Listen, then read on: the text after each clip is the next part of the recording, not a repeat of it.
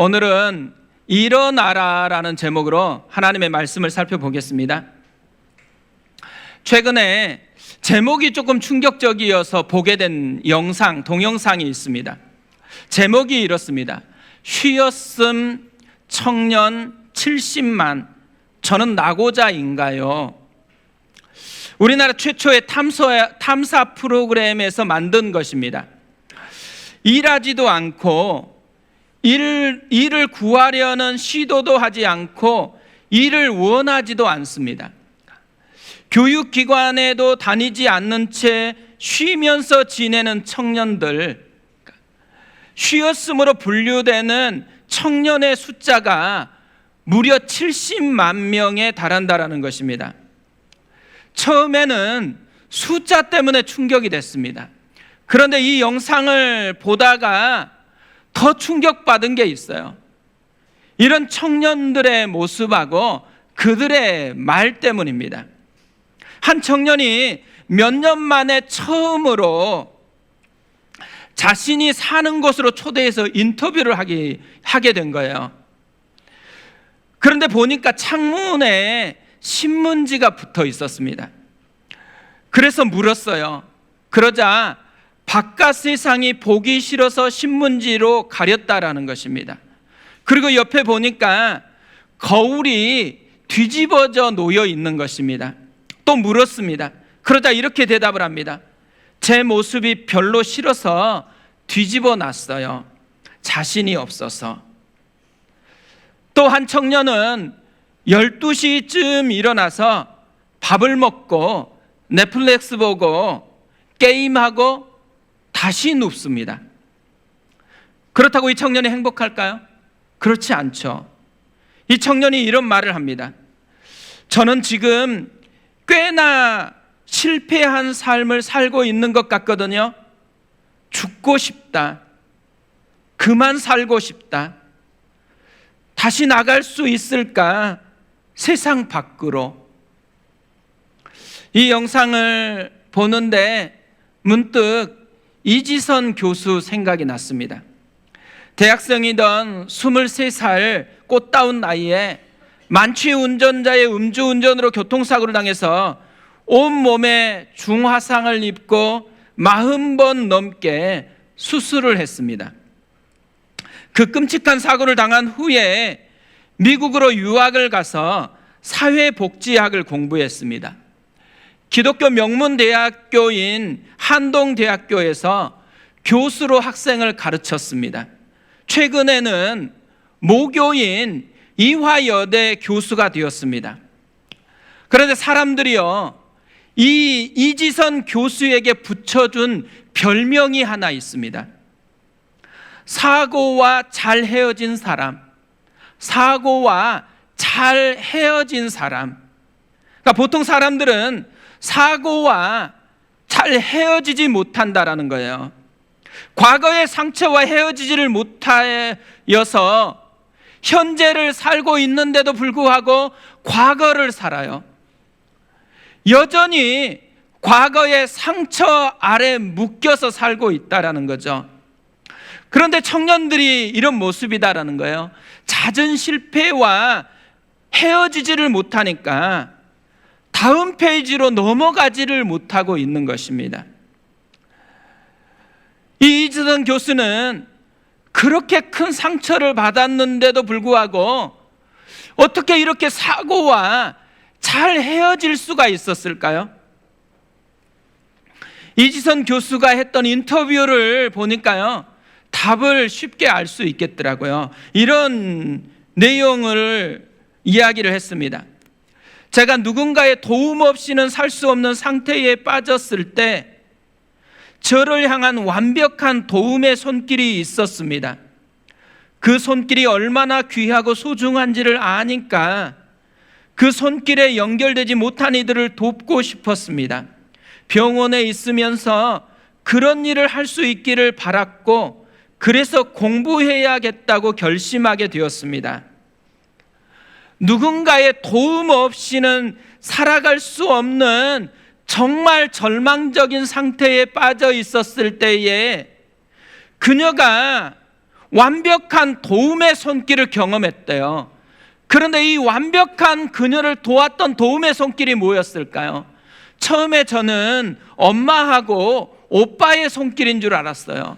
그런데 쭉 다시 인터뷰를 보니까요, 하나님의 손길이었더라고요. 하나님께서 그의 인생을 이끌어가고 있는 손길을 그녀가 맛보게 되었다라는 것이죠. 저는 어쩌면은 이 시대를 살아가는 모든 청년들이 정말로 맛보아야 되는 것 한 가지가 있다면 이 이지선 교수가 경험했던 완벽하게 나를 도우시는 하나님의 손길이다라는 생각이 들었습니다. 청년들만 그럴까요? 그렇지 않죠. 이 시대에 우리의 현실을 살아가고 있는 우리 모두에게 진짜 필요한 것이 있다면 우리를 완벽하게 도우시는 하나님의 손길을 맛보는 것이죠. 지난주에 새벽 예배를 인도하면서 마라의 쓴물 사건을 살펴보았습니다. 출애굽한 이스라엘 백성이 제일 먼저 경험한 사건은 홍해 사건이었습니다. 홍해 바다를 가르고 그것을 육지처럼 걸어왔습니다. 얼마나 가슴이 벅찼겠어요. 생생한 하나님을 경험하면서 이들 속에 벅찬 감격으로 찬양을 했습니다. 그러다가 3일 길을 걸어가게 됩니다. 가지고 왔었던 물이 떨어졌어요. 그런데 3일 길을 가보니까 저곳에 나무가 보입니다. 오아시스가 있다고 생각해서 달려가서 물을 마셨는데 쓴 물입니다. 먹을 수 없는 물입니다. 그러자마자 그렇게 큰 감격을 경험하고 찬양했었던 이들이요, 순식간에 원망을 쏟아붓는 사람이 되어버립니다. 그런데 놀라운 것은요, 이 마라를 지나서 조금만 더 갔더니만 엘림이라는 곳이 나오는 것입니다. 이 엘림이라는 말은 큰 나무들이라는 말이에요. 큰 나무가 있다라는 것은 오아시스가 있다라는 말인 거잖아요. 진짜 오아시스가 조금만 더 갔더니만 진짜로 예비가 되어 있었던 것입니다. 이 마라라는 페이지가 끝이 아니었던 거예요. 하나님께서 엘림이라는 다음 페이지를 이미 준비해 놓고 있었던 것입니다. 전 한 주간 내내 이 말씀이 계속 생각이 나더라고요. 우리의 현실에서 마라의 쓴물로 끝나는 것 같은데, 그런데 뒤에 조금만 더 가면은 엘림이라는 다음 페이지가 준비가 되어 있다라는 것입니다. 하나님의 이름은 여호와 이레입니다. 여호와 이레라는 의미는 준비하시는 하나님이라는 뜻이에요. 하나님은 우리의 인생의 다음 페이지를 항상 준비해 놓고 기다리고 계시다라는 것이죠. 사실 오늘 말씀에도요, 막다른 현실에서 다음 페이지를 예비하신 하나님의 역사를 맛본 사람들의 이야기가 나옵니다. 오늘 말씀부터 사도행전은 다시 베드로의 이야기로 돌아갑니다. 심각한 박해 시기에 성도들이 다 흩어졌어도 지도자들은 예루살렘에 남았었습니다. 그런데 이제 박해가 점점 좀 사라지게 되어진 거예요. 그러자 지도자였던 베드로도 예루살렘을 떠나서 두루 다니면서 복음을 전하기 시작했습니다. 그러면서 만난 두 사람의 이야기가 오늘 말씀입니다. 한 사람은 루다에 사는 애니야라는 남자였습니다. 그는 중풍병으로 쓰러져서 침상에서만 8년째 살아가고 있는 사람입니다. 우리가 중풍병 아시잖아요. 뇌의 혈관이 막히거나 뇌의 혈관이 터져서 마비 현상을 경험하는 질환인 것이죠. 그러니까 이 중풍은 회복되기 어려운 질병 중에 하나입니다. 그런데 놀랍게도 이런 애니야가 회복되어서 다시 일어나게 되어집니다. 그리고 많은 사람들이 그를 보고 주께로 돌아오는, 이 주님께로 돌아오게 만드는 디딤돌 역할을 하는 사람으로 변화가 되어지는 모습이 나오는 거죠. 그러니까 꿈을 꿀 수조차 없었던 애니야인데 다음 페이지가 준비되어 있었다라는 것이에요. 또 한 사람은 욥바의 다비다라 하는 여제자였습니다. 그녀는 무슨 사연인지는 모르지만 죽었습니다. 죽음이라는 것은 이 땅을 살아가는 사람들에게 맨 마지막이라고 생각할 수 있는 거잖아요. 더 이상 다음 페이지가 없는 것이 죽음인데, 그런데 다비다가 다시 살아났습니다. 온 욥바 사람이 알고 많은 사람이 주를 믿게 되는 하나님의 통로로 쓰임을 받게 되어집니다. 둘 다 보면 공통점이 있다라는 거예요. 둘 다 다음 페이지가 없을 것만 같은 현실에 놓여 있는 사람인 거죠. 그런데 이들에게도요, 하나님은 놀라운 다음 페이지를 예비해 놓고 있었다라는 거예요. 우리도요, 오늘 예배를 통해서 이 은혜를 좀 누렸으면 좋겠습니다. 우리의 인생을 위해서 준비해 놓고 계시는 하나님, 우리의 인생에 다음 페이지가 있다라는 것을 우리가 믿음으로 바라보면서 나아갔으면 좋겠습니다. 현재 페이지에 묶여가지고 다음 페이지로 넘어가지 못하는 청년들이 많은 거잖아요. 청년들만 그래요? 우리 곁에는 다음 페이지를 보지 못하고 현재에 묶여 사는 많은 사람들이 있습니다. 그 사람들에게 나아가서 다음 페이지가 있다라고, 우리도 애니야처럼 디딤돌 역할을 하고 다비다처럼 누군가를 깨우는 축복의 통로로 쓰임받는 그런 인생이 되어졌으면 좋겠습니다. 저는 오늘 말씀을요, 이렇게 심각한 현실에서 어떻게 다음 페이지로 넘어갈 수 있었을까라는 관점으로 좀 묵상을 했었거든요. 그러다가 발견한 답이 하나 있습니다. 그걸 좀 살펴보려고 하는데요, 우리의 삶이 다음 페이지로 넘어가기 위한 비결, 내 현재를 예수님께 연결하라는 것입니다. 인생의 다음 페이지를 만드는 힘은 내 힘이 아니에요. 예수님의 능력인 거죠. 쉬었음 청년들이 끊임없이 이야기하는 넋두리 같은 말의 핵심이 뭐예요? 나 자신에게는 힘이 없다라는 거예요. 나는 조금 해봤는데 안 된다라는, 그래서 다음 페이지로 넘어갈 수 있는 힘이 나에게는 없다라고 고백하는 거죠. 그래서 절망하고 있는 것이죠. 그런데 놀랍게도요, 우리에게는 다음 페이지로 넘어갈 힘이 없지만 우리 곁에는 다음 페이지를 만들어 놓고 다음 페이지로 넘어갈 수 있도록 우리를 도우시는 예수님이 계시다라는 거예요. 그렇기 때문에 내 곁에 계시는 도우시는 예수님께 내 현실을 연결하라는 것이죠. 34절에 이렇게 되어 있습니다. 베드로가 이르되 애니야야, 예수 그리스도께서 너를 낫게 하시니 일어나 내 자리를 정돈하라 한데 곧 일어나니, 베드로가 애니야가 다음 페이지로 넘어갈 수 있도록 도왔던 점이 뭐예요?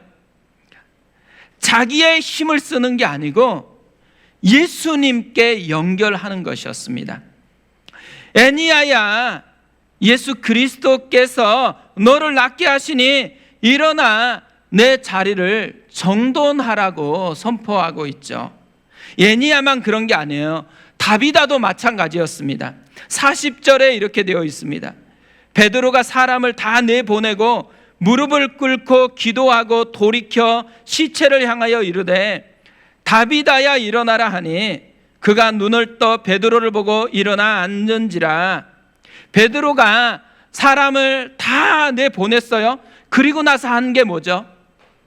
다비다야 일어나라고 선포한 게 아니었어요. 그것보다 먼저 한 게 하나 있습니다. 먼저 무릎을 꿇고 기도하는 것이었습니다. 뭘 보여주는 거예요? 베드로는 부활하셔서 승천하신 그 예수께서 지금 약속대로 자기와 함께 하고 있다라는 것을 믿은 거예요.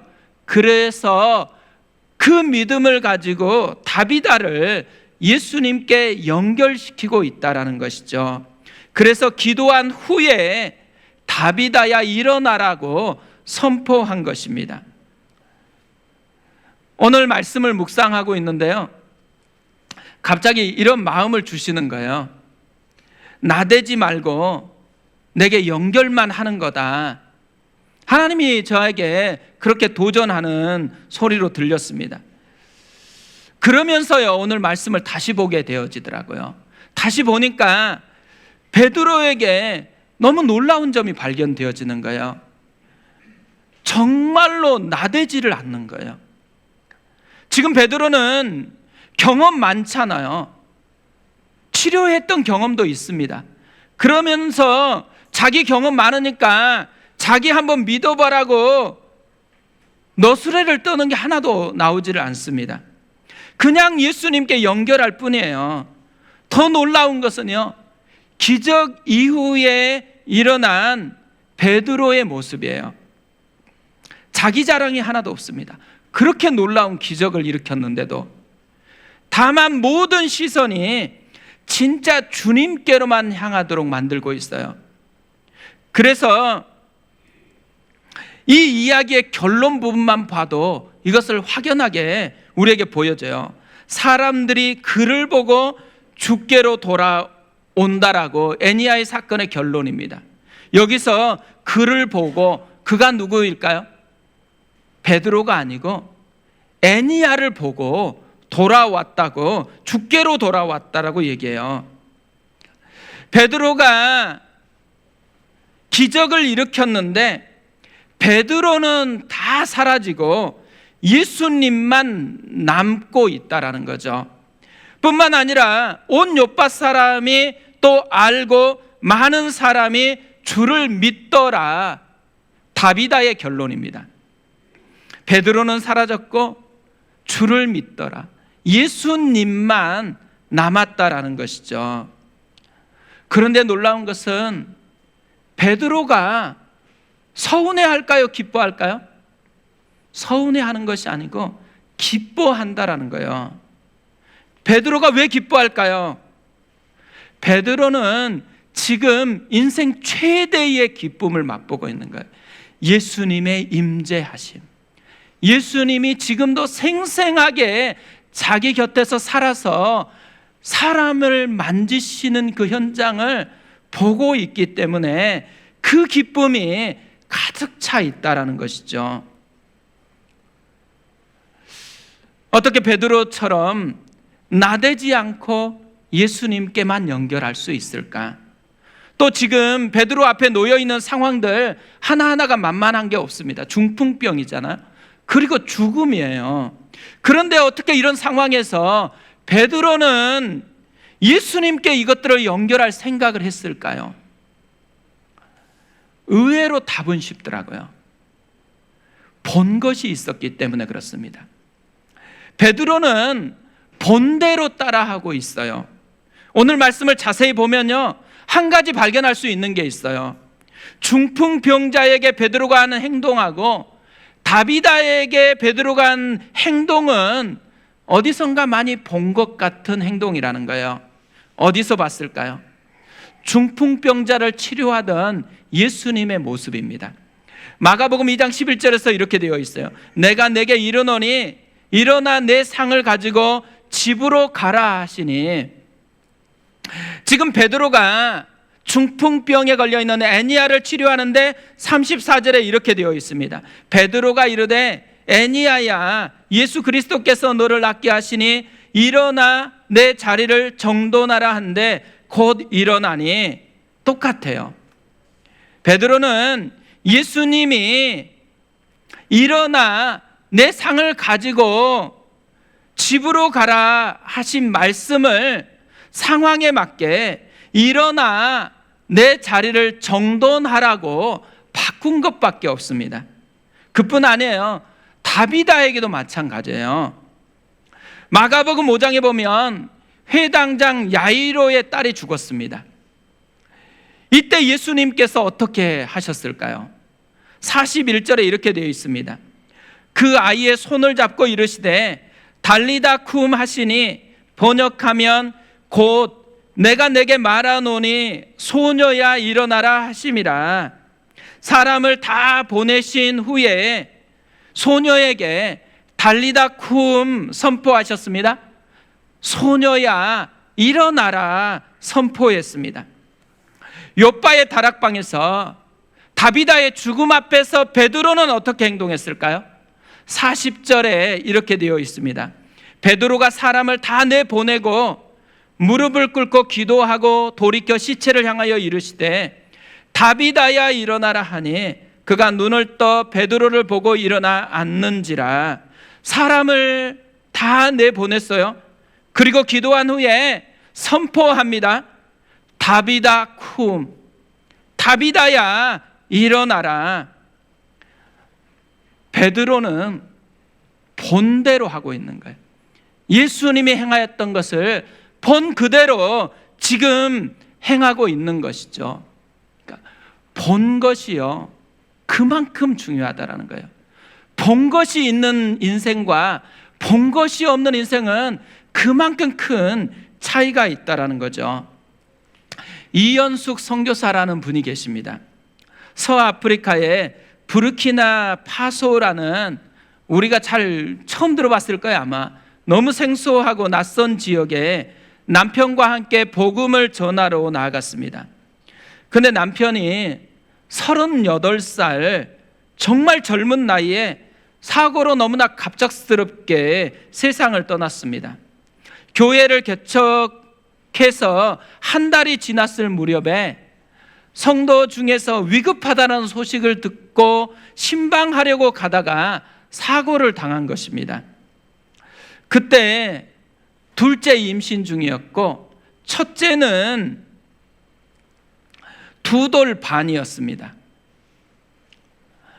이런 일을 겪었기 때문에요, 아이들이 자라나면서 많은 방황을 했대요. 특히 둘째 아들이 많이 방황을 했대요. 왕따도 당했고 정말 힘겨운 그런 현실을 살아갔대요. 그런데 이 선교사님의 간증을 듣는데요, 너무 감동을 받은 부분이 있었어요. 이렇게 방황하는 아들에게 한 선교사님의 눈물의 호소입니다. 이렇게 호소를 했어요. 아들아, 혼란스럽지? 엄마가 다 말해줄게. 하나님께서 왜 그렇게 행하셨는지 엄마가 다 말해줄게. 엄마의 온 삶을 통해 다 설명하고 다 보여줄게. 저는 우리 시대의 아이들이요, 진짜 목마른 것은 보는 거라고 생각합니다. 요즘 시대의 불행은 가르치는 것은 너무 많은데 보여주는 게 너무 빈약하다라는 거죠. 엄마의 온 삶을 통해 다 설명하고 다 보여줄게. 얼마나 위대한 말이에요. 얼마나 강력한 말이에요. 저는 우리도 이 선교사님처럼 말할 수 있는 부모가 됐으면 좋겠습니다. 딸, 아들, 엄마 좀 봐봐. 엄마의 온 삶을 통해 다 설명하고 다 보여줄게. 딸, 아들, 아빠를 좀 봐봐. 아빠가 온 삶을 통해서 다 설명하고 다 보여줄게. 이렇게 말할 수 있는, 그래서 보여줄 것이 있는 부모가 됐으면 좋겠습니다. 나의 하나님이라는 찬양이 있어요. 이렇게 시작하는 찬양입니다. 나의 사랑, 너는 어여쁘고 참 귀하다. 어느 보석보다 귀하다. 이 찬양을 이따 성찬 때 하려고 하는데요. 지난주에 이 찬양을 계속해서 들었습니다. 그러다가 문득 궁금해지는 거예요. 이런 찬양을 듣는 사람들은 주로 어떤 마음이고 어떤 반응을 할까? 그래서 댓글을 찾아보았습니다. 이 댓글을 보다가 왈칵 눈물이 쏟아지더라고요. 너무 많은 이야기가 있는데요. 몇 가지만 소개해 드릴게요. 모태신앙이지만 중등부 이후로 친어머니 여의고 나서 방황하고 교회를 안 나갔고 믿음도 무너지고 사단의 꾀임에 꼬여 허송세월을 아주 오래 보냈어요. 나이가 들어 어느덧 부록의 나이가 되었고 아직도 먹고 살기 바쁘다고 나만 생각하고 힘들 때만 주님 찾는 정말 형편없는 어린 양입니다. 아직도 직장일로 주말 시간이 잘 안 나서 교회를 못 나가고 있지만 힘들 때마다 주님 찾고 기도해도 들어주시더라고요. 정말 신기했어요. 말 그대로 신기, 하나님의 기술이죠. 하나님 아버지 어떤 상황, 어떤 조건에서도 그저 주님의 은혜임을 다시 깨닫습니다. 늘 감사드리고 하나님께 모든 영광을 올립니다. 아멘. 저는 29살에 회사를 다니는 직장인입니다. 제가 최근 직장 내에서 상사의 갈굼과 잔소리 때문에 많이 힘들었습니다. 매일 밤 제 자신을 자책하면서 눈물을 흘렸고 건강했던 제 육체도 점점 피폐해지고 심지어 목숨조차 포기하고 싶었습니다. 그래서 야곱처럼 퇴사하고 도망갈까 생각했습니다. 그러나 주님께서 도망가지 말라고 하십니다. 주님께서 사람을 무서워하지 말라고 담대하라고 해주십니다. 왜냐하면 나의 하나님이고 모든 것을 다 해주신다고 했으니까요. 이 찬양을 듣고 많이 울고 용기를 얻습니다. 감사합니다. 하나님, 정말 제가 보석 같은가요? 저를 아직도 사랑하시나요? 저를 기다려주시고 계신가요?